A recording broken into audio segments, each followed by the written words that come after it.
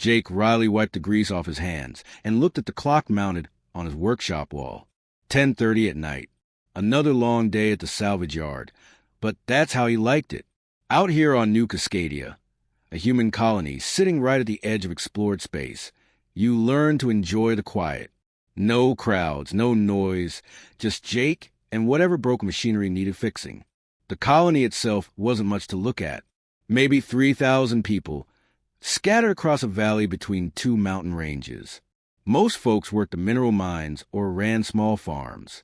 Jake preferred his salvage yard on the outskirts, where crashed ships and broken equipment came to either get fixed or get stripped for parts.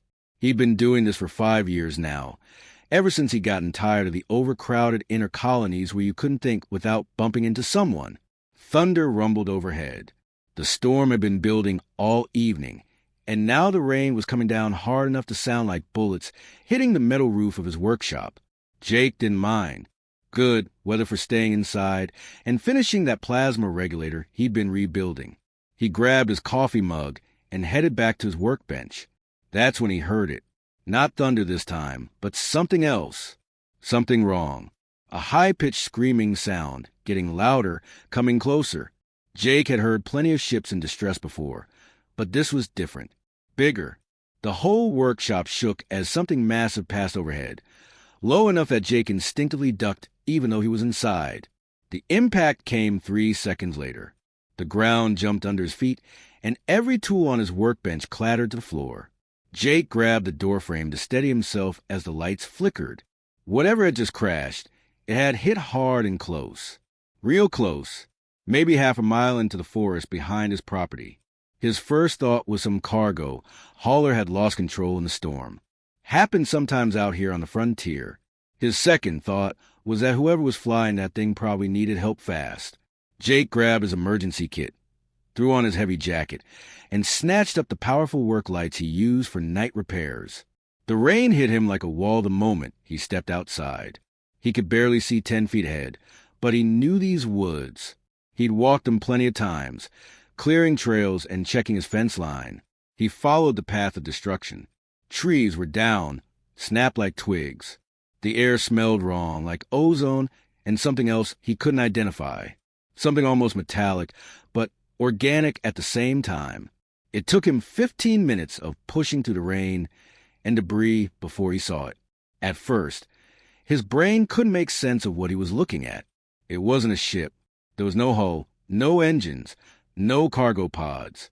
Instead, sprawled across a clearing of flattened trees, was something alive. Jake's light swept across scales. Dark green, almost black, each one the size of his hand.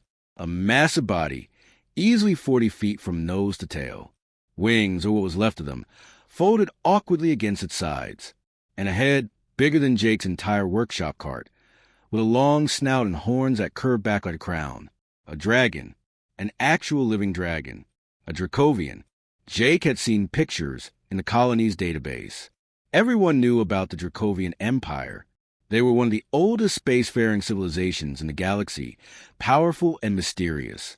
They kept to themselves mostly, and humans rarely encountered them. Seeing one in person was rare. Seeing one crashed and bleeding in his backyard was impossible. But there it was, and it was hurt bad. One of the wings, the left one, was torn in multiple places. Silver liquid, glowing faintly even in the darkness, pooled beneath it. Blood. Dracovian blood. The creature's chest heaved with labored breaths, each one visible in the rain. Its eyes were closed, scales flickering between colors, deep red to almost purple. Jake had worked with enough alien tech to recognize a distress pattern when he saw one. Most sensible people would have called the authorities, would have backed away slowly and let the professionals handle it. Jake had never been accused of being sensible. He'd spent his whole life fixing things that other people said were beyond repair. Looking at this injured creature, he saw the same thing he saw when someone brought him a supposedly totaled engine, something broken that could be fixed. He approached slowly, keeping his movement smooth and his voice steady. Speaking out loud felt stupid, but it was what he always did when working with scared animals. His neighbor had a farm with nervous horses, and Jake had learned that a calm voice helped more than silence. Hey there, big guy, he said softly. I know you're hurting. I'm going to take a look, okay? Not going to hurt you. Just want to help. The dragons I cracked open. Just one, the size of Jake's head, with a pupil that contracted when his light hit it. The eye fixed on him, and Jake felt the weight of that stare. This wasn't an animal. This was something intelligent, something ancient, something that could probably kill him with one swipe of those claws he could see digging into the mud. But the dragon didn't move, didn't attack. Just watched him with that one enormous eye, as if measuring him, judging whether this small human could be trusted. Jake set down his light and opened his emergency kit. The wing was the worst of it. He could see where the membrane had torn, where the crystalline structures running through it like veins had fractured. He'd repaired alien tech before, but never anything alive. Still, structure was structure. Stress points were stress points. And something broken either stayed broken or got fixed. All right, Jake said, pulling out his medical foam and bonding agents. This is gonna hurt, but I'll be as gentle as I can. You just hang in there, big guy. The dragons, I never left him as Jake began to work. Rain pouring down on both of them in the darkness. Jake didn't sleep much that first night. After doing what he could in the rain, he managed to coax the injured dragon into moving, slowly and painfully, toward his largest hangar. The building was meant for storing ship parts, but it was the only space big enough. The dragon had limped the whole way, dragging that damaged wing, leaving a trail of glowing silver blood that Jake knew he'd have to clean up before morning. The last thing he needed was the colony authorities showing up asking questions. By the time the sun came up, Jake had the hangar sealed and was already on his third pot of coffee. The dragon, his unexpected patient, lay sprawled across the concrete floor, taking up almost the entire space. In the daylight, Jake could see the extent of the damage more clearly. 3 major tears in the wing membrane, fractures in the crystalline bone structure, and what looked like burns along the shoulder joint. This wasn't just a crash. Something had attacked this creature before it went down. Jake pulled up everything he could find about Dracovian biology on his old data terminal. There wasn't much. The Dracovians didn't share their medical information freely, and why would they? They were one of the most advanced civilizations in known space. Still, Jake had always been good at figuring things out. He studied the images, compared them to what he saw in front of him, and started making connections. The wing wasn't just organic. It was a hybrid system, part living tissue and part something else. The crystalline structures acted like both bones and energy conduits, channeling some kind of power that allowed these massive creatures to fly not just in atmosphere, but through the void of space itself. Incredible engineering, really. Better than anything humans had designed. But it was still a structure, and structures followed rules. Physics didn't care whether something was biological or mechanical. Load bearing, stress distribution, energy flow, these principles applied to everything. Jake spent that entire first day fabricating a support frame. He used titanium alloy struts from a crashed mining vessel, flexible polymer webbing from an old cargo net, and micro-welding equipment he normally used for precision repairs. He talked while he worked, a habit he'd picked up years ago when working alone. Explaining his process out loud helped him think through problems. See, the issue here is you've got 3 separate systems that all need to work together, he said, carefully measuring a strut against the dragon's wing. The membrane needs to seal and heal, but that's the easy part. Medical foam can handle that. The real trick is these crystal channels. They're fractured in 4 places, and if the energy flow doesn't align properly, the whole wing won't function. It's like a plasma conduit in a ship engine. Everything has to be perfectly straight, or you get feedback loops and the whole system shuts down. He glanced up and nearly dropped his measuring tool. The dragon was watching him, not just awake, but actively paying attention. Its scales had shifted from that pained red-purple to a calmer blue-green. One massive eye tracked Jake's movements as he worked. You understand what I'm saying, don't you?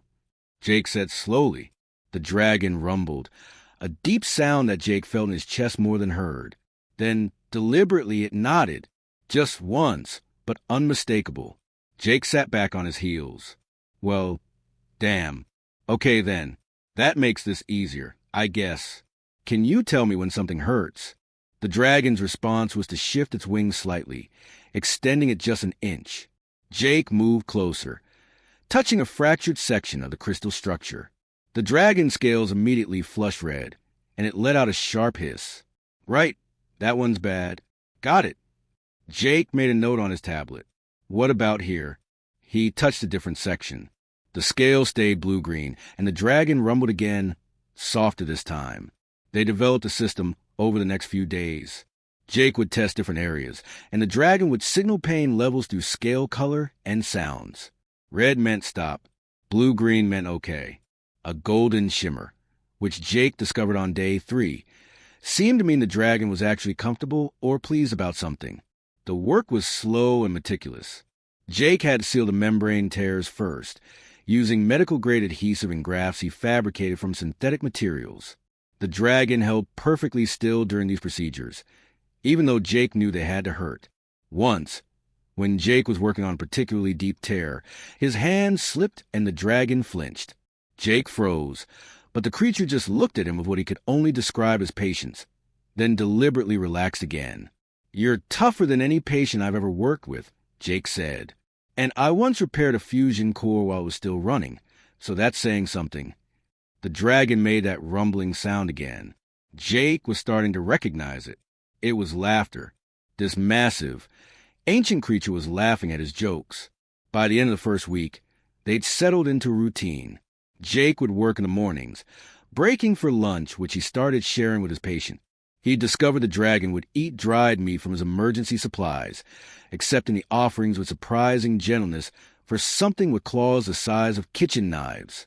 In the afternoons, Jake would fabricate parts, and in the evenings he'd do the actual installation work when the temperature was cooler and his hands were steadier. He noticed things about the dragon during this time. The elaborate metallic patterns along its crest weren't tattoos or paint. They were natural, grown into the scales themselves, and they seemed to shift slightly in different lights.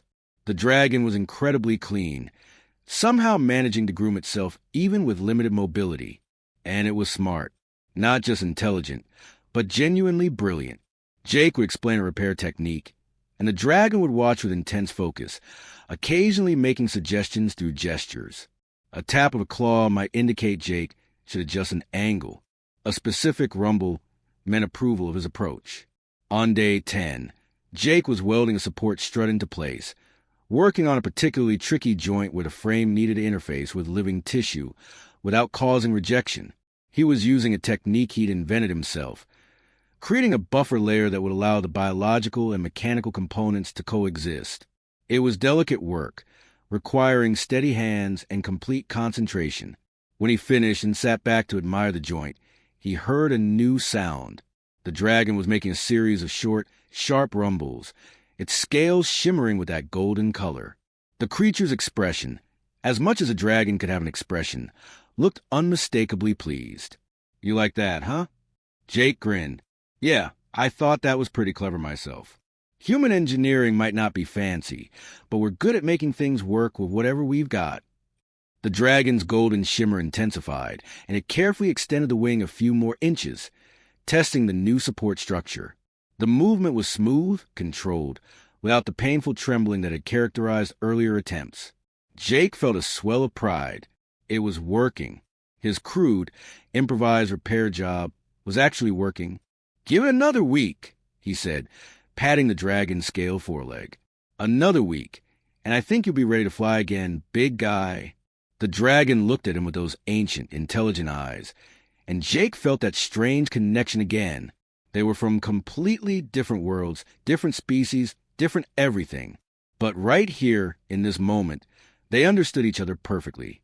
One being who was broken, and another who knew how to fix things. Sometimes, that was all that mattered.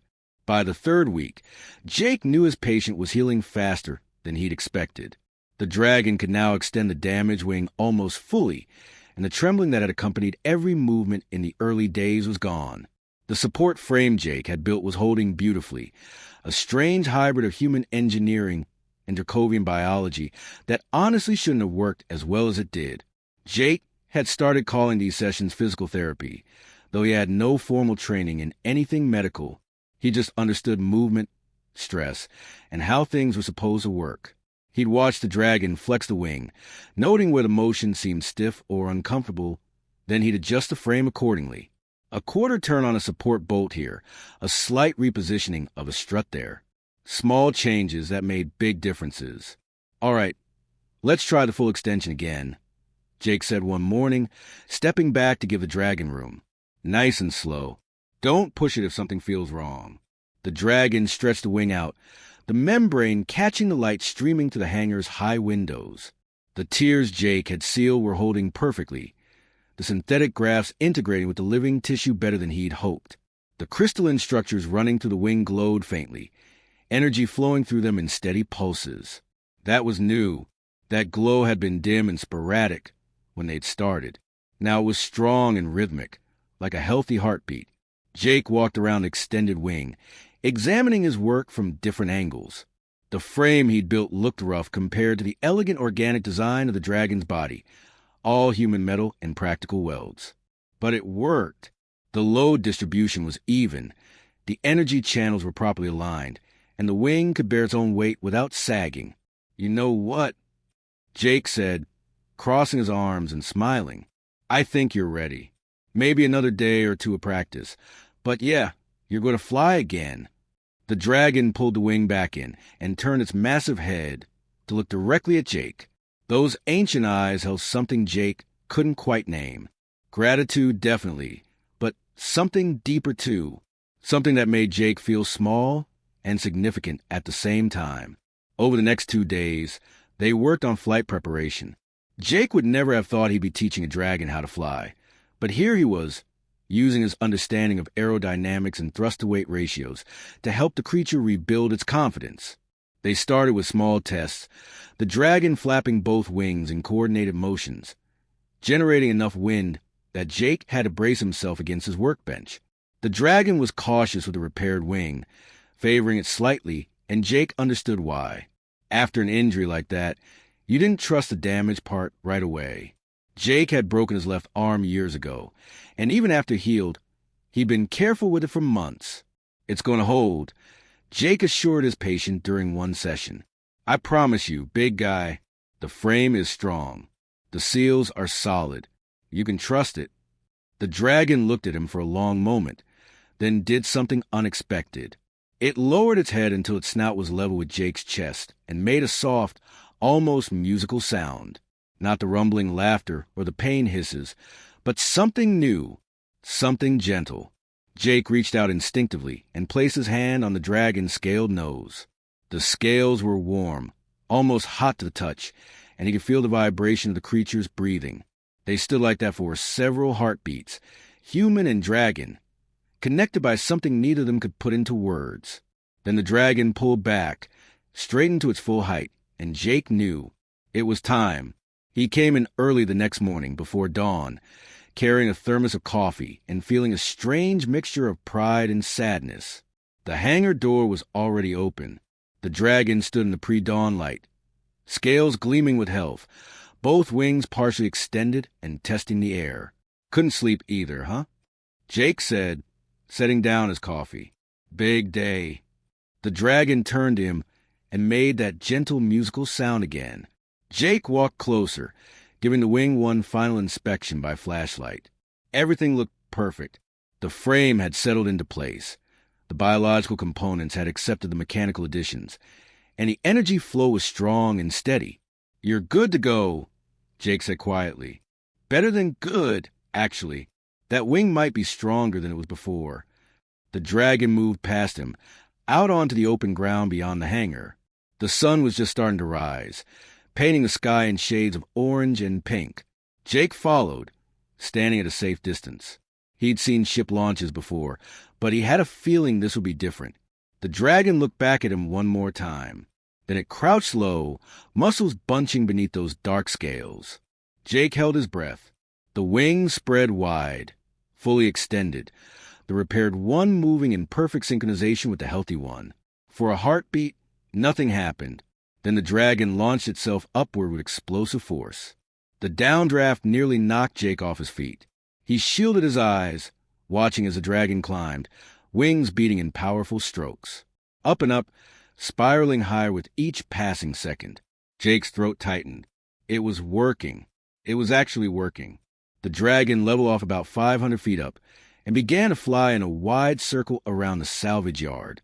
Jake could see it testing the repaired wing, pushing it harder with each pass, building confidence. Then it did something that made Jake laugh out loud.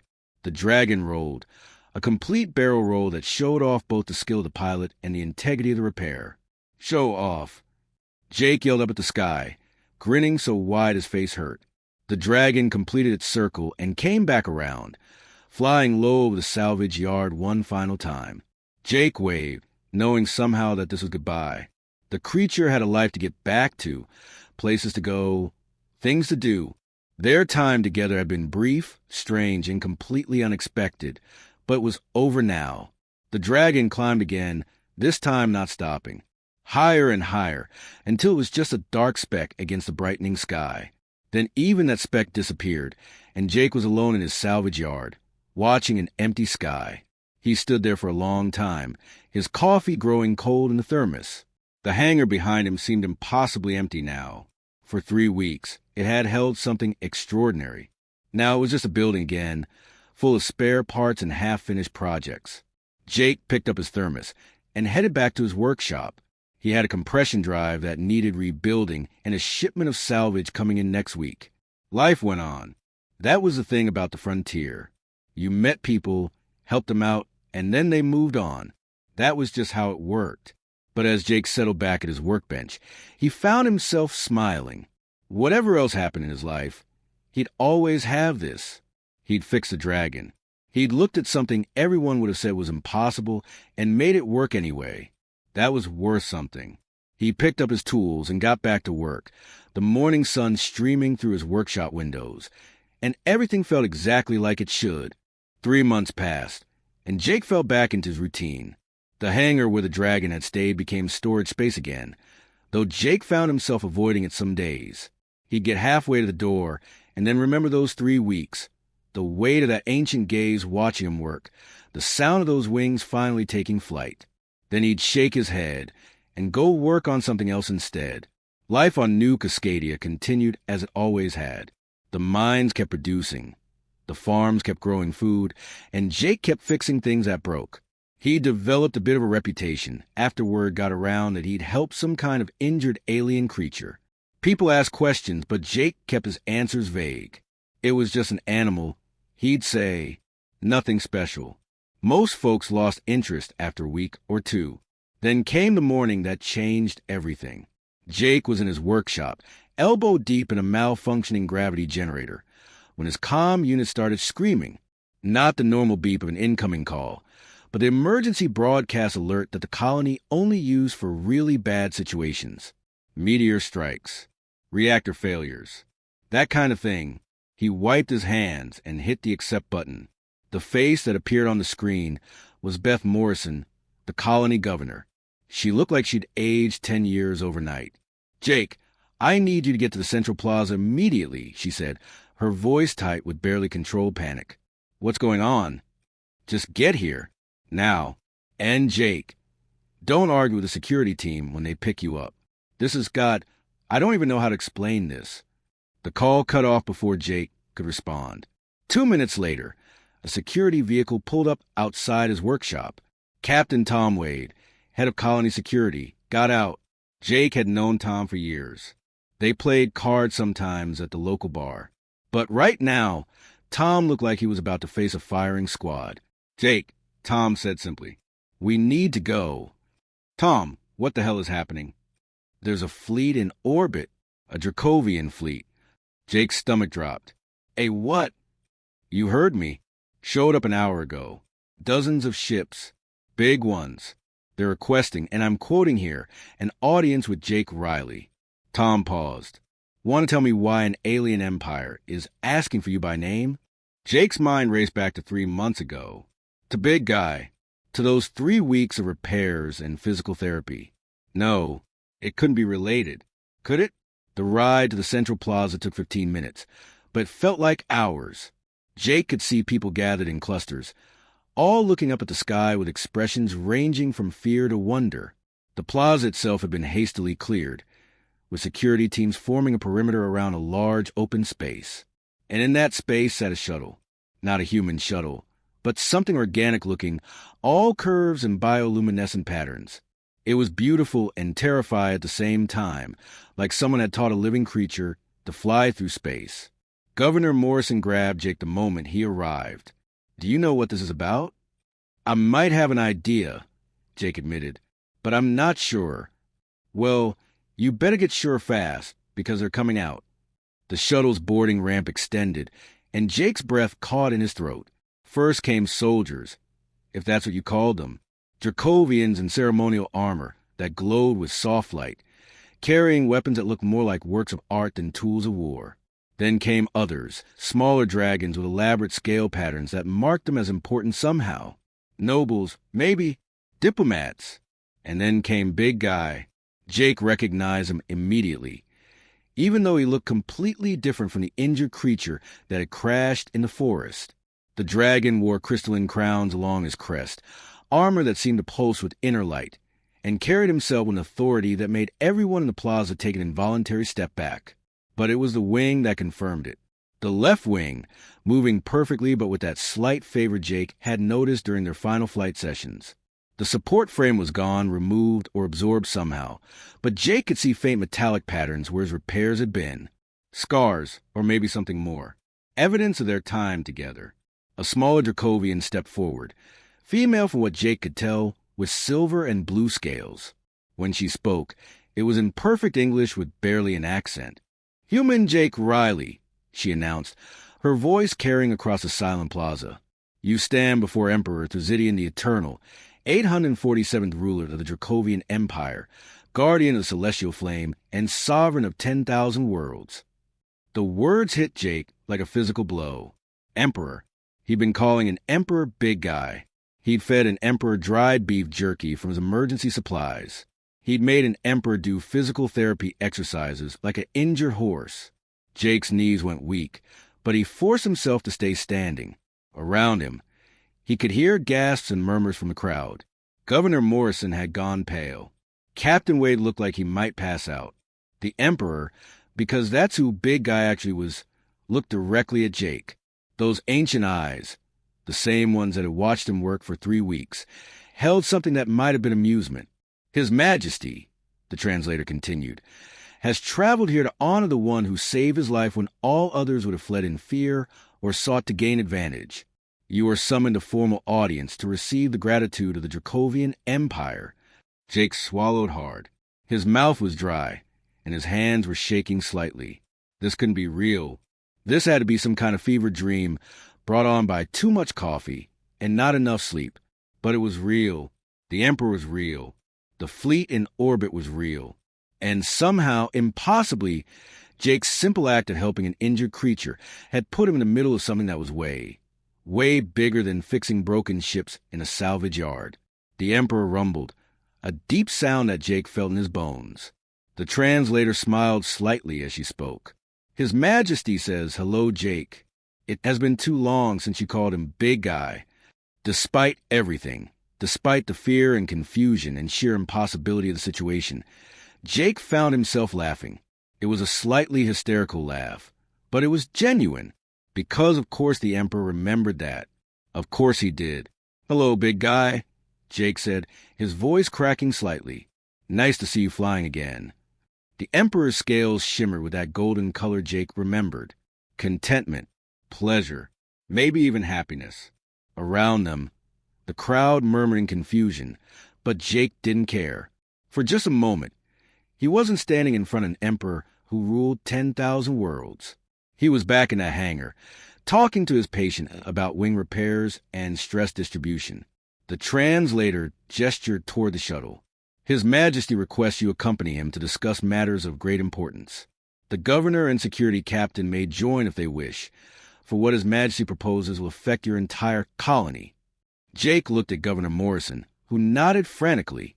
He looked at Captain Wade, who just shrugged like he'd given up trying to understand anything that was happening. Then Jake looked back at the Emperor and took a deep breath. "All right," he said. "Let's talk." The inside of the shuttle was unlike anything Jake had ever seen. The walls seemed alive, pulsing gently with bioluminescent light.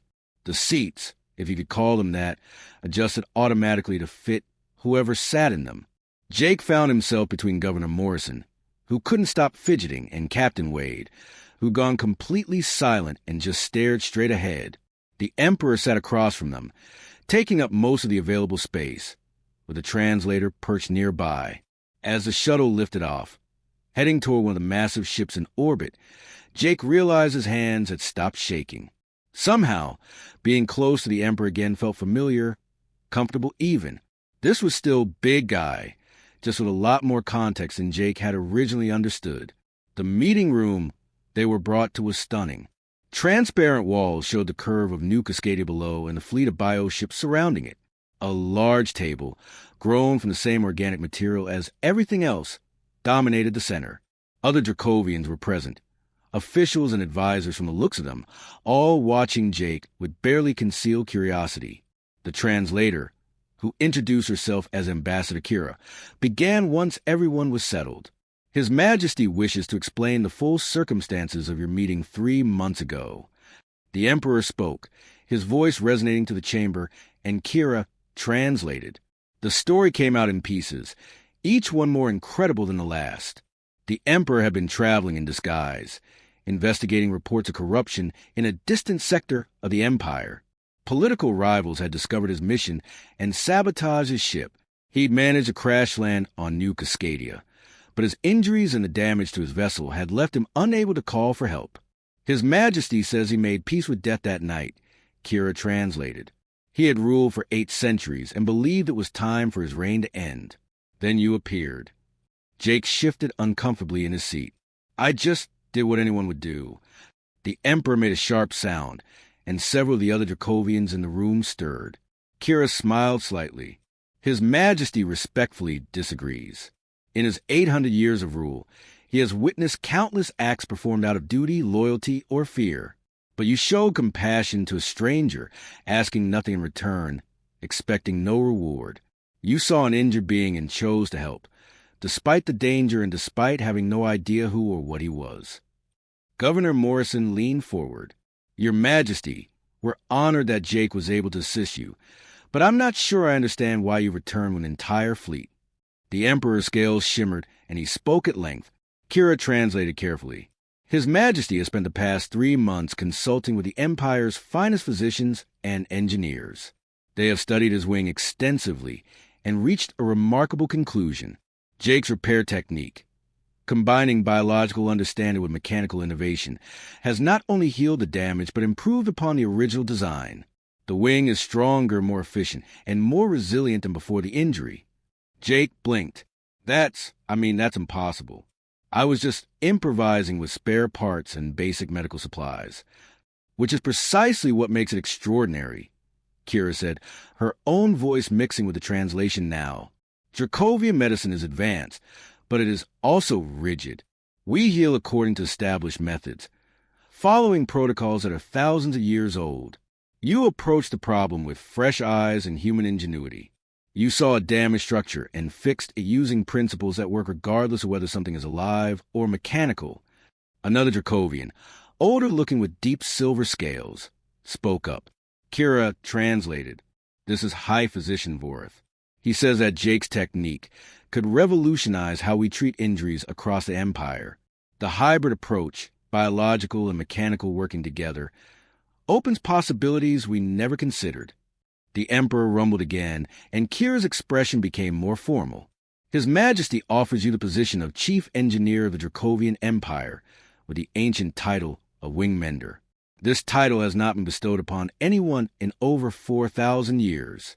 It is reserved for those who heal what others believe beyond repair. The room went silent. Jake could hear his own heartbeat pounding in his ears.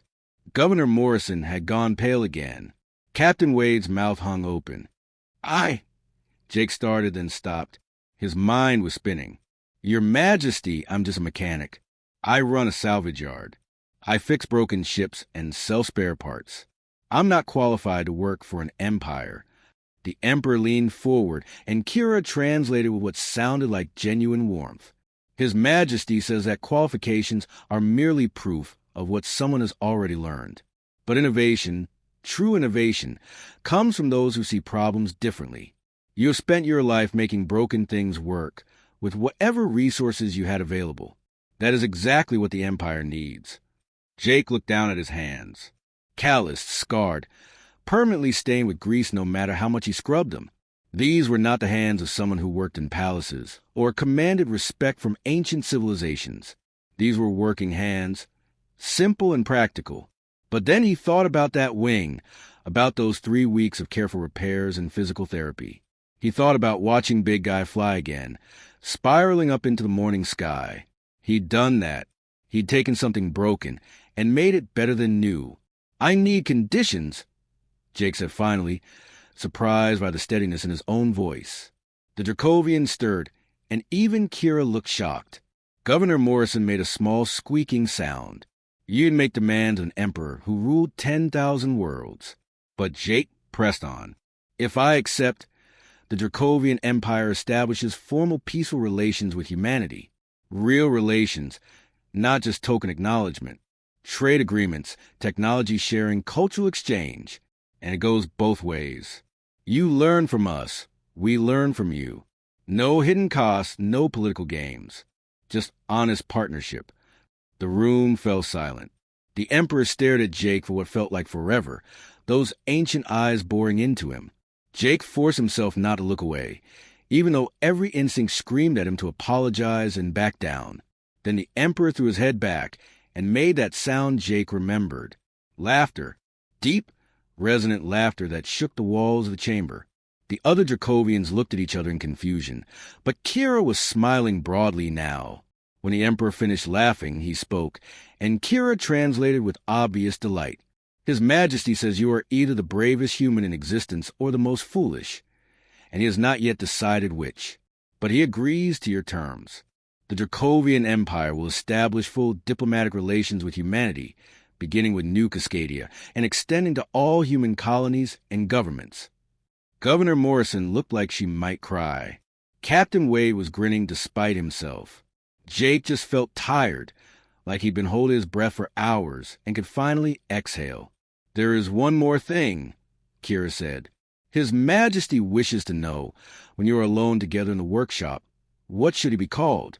Your Majesty seems too formal, given your history. Jake looked at the Emperor, at Big Guy, and felt that connection again. The same one from the hangar, from those quiet mornings working on wing repairs. I think Big Guy works just fine, if that's okay with you. The Emperor's scales shimmered pure gold, and he extended his foreleg. Jake stood and placed his hand against it, feeling that pulse of warm energy flow between them. Understanding, respect, friendship. 2 days later, Jake stood in his workshop one last time. His tools were packed, his few personal belongings loaded onto the Imperial flagship. Governor Morrison had thrown him an impromptu going-away party, where half the colony had shown up to shake his hand and thank him for what he'd done. Captain Wade had given him a bottle of terrible whiskey and told him not to forget where he came from. Now, looking at his empty workbench, Jake felt the weight of what was about to happen. He was leaving everything familiar, everything comfortable, to work for an alien empire. It was crazy. It was terrifying. It was exactly what he needed to do. The Emperor appeared in the doorway, having a duct to fit through. He looked around the workshop, at the tools on the walls, the half-finished projects, the oil stains on the concrete floor. Then he looked at Jake and rumbled softly. "Yeah," Jake said, picking up his toolkit. "I'm ready." They walked out together, the mechanic and the Emperor, heading toward a future neither could have predicted. Behind them, the workshop stood empty. Ahead, the stars waited.